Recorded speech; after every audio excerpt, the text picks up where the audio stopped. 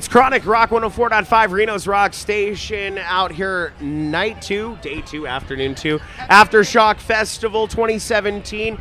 New Year's Day, you guys opened up the main stage. Now, you guys have some years in the business, obviously, and now you guys have like really kind of, I think, reached your prime. No, well, maybe not your prime, but you've reached the acknowledgement nationwide that I think you've deserved for a while. Tell me a little bit, as Reno, we've got a lot of up-and-coming rock bands. Dude, we played Reno so many times, it's always the best show.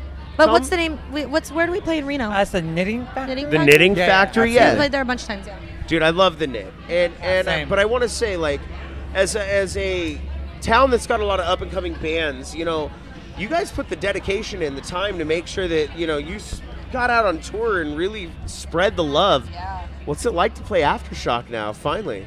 Well, you know, we got to play main stage Warped Tour this year, and we've been in the Warped Tour world for so long, and we feel like we conquered it. We feel like we did it, and now we want to know what radio festival world is like. And this is our first time we've really gotten to do a few of these now, and so because we're new, we are normally first, but I love it. I love being first. I love coming out and kind of setting the bar for the day. And getting the crowd off their feet and letting them know that this is what's expected of them and getting them excited, you know, and just, I don't know, it's just really awesome being first. It was great today. Dude, you guys killed it.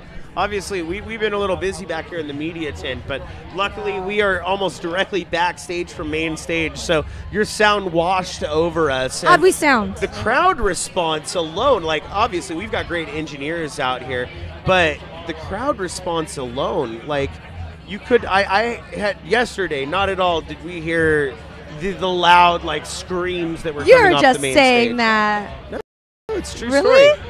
Oh, thank you. No, see, we're used to them screaming like that every day, so we don't know. That's awesome. Now tell me a little bit about what came into your last album that you're out here touring with. Like, did you guys change anything up? What did you take into the studio before you prepared to write these songs? Well, I feel like our most recent record, Malevolence, is the first time we've sounded like what New Year's Day was supposed to sound like. Because we started New Year's Day when we were really young. And, you know, like, you don't even wear the same clothes you wore 5 years ago. Would you play the same music? No, you grow. True. There's an evolution to life. Yes, and I feel like Malevolence was the first time we actually gelled with what New Year's Day is supposed to be.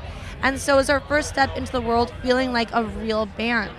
You know, so it's only the start. We're about to start the next record already, to be honest. I love to hear that.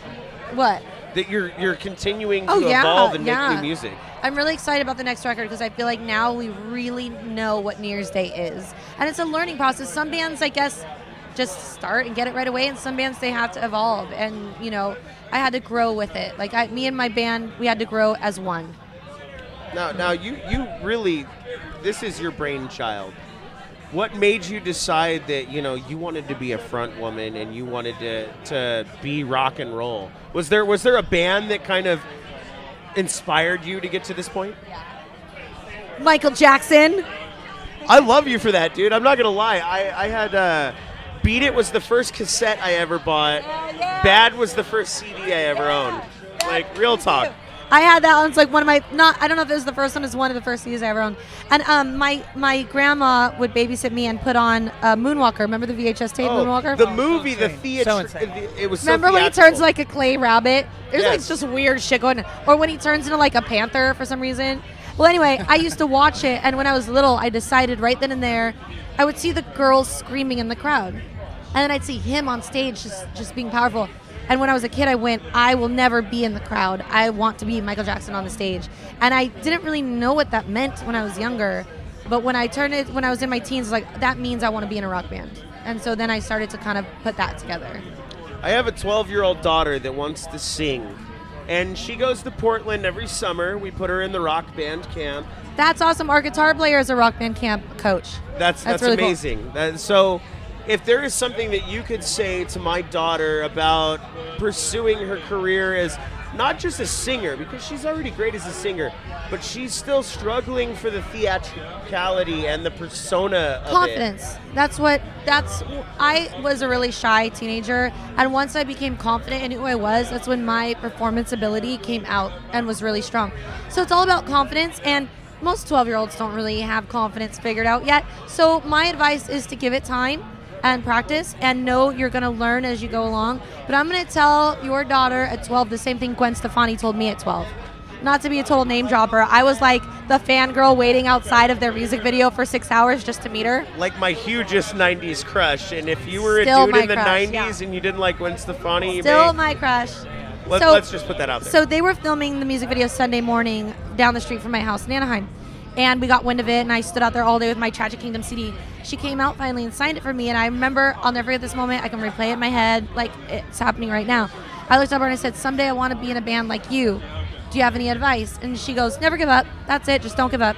And that's really the best advice like you could get. Like, Yeah. do not give up ever, ever, ever, ever, ever. And the only thing that makes me any different than anyone else is I didn't crumble when it got hard. Right. That's it. I didn't give up. You got to remember it is a job. Like if you want to do something seriously as a profession, it's a job and it takes hard work and dedication. Absolutely. Practice, practice, practice. As much as fun and a party as it is, it's absolutely a job. What's the saying you said to me earlier? Kevin Hart saying. Never make The Kevin Hart saying. What's he say? Everybody wants to be famous, but nobody wants to work for it. Yeah. Straight up. All right, gotta one work. last question for the whole band before I let you guys go. I know you guys are super busy. In the LA scene, I mean, you guys are obviously Anaheim, and a lot of people are like, that's where you go to become rock stars, but they don't understand the saturation level. What does it take to really define yourself as a band in the city of rock and roll? Well, you have to think about standing out, but you can stand out just by being yourself. We didn't choose this style of music or the way we look because we're like, oh, we need to stand out. We were just ourselves and we let it shine, and we weren't afraid to be ourselves. And I think that's where a lot of people go wrong and where they get lost in the sea of it is because they're trying to be different things that they think will work because they see other people doing it or whatever. It's like, you just got to be yourself, and just run with that. Couldn't agree with you more. New Year's Day out here, Aftershock Yeah! Festival 2017. Reno's Rock Station, Rock 104.5. Thank you again so much. I couldn't have personified a positive message to women any better. So thank you. you so much, Ash, Yes. Nikki, everybody. Thanks a lot, man. Dude, thank you guys. You are so Rock awesome. 104.5.